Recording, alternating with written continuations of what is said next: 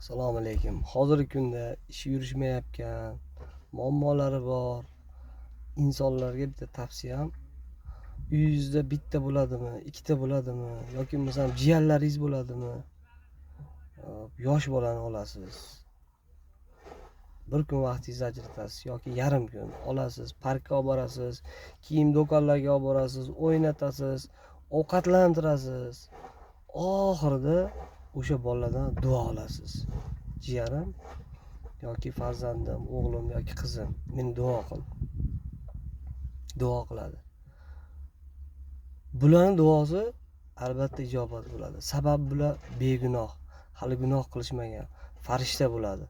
Bularning qalbi Allohga yaqin bo'ladi. Bularni Alloh duosini qaytarmaydi. Realniy o'zimda bo'lgan holat, voqea bu. Realniy pul kutmagan joylardan kelishni boshlaydi. Manfaatli bo'lsa, bitta like, kommentariy yozib qo'yasizlar.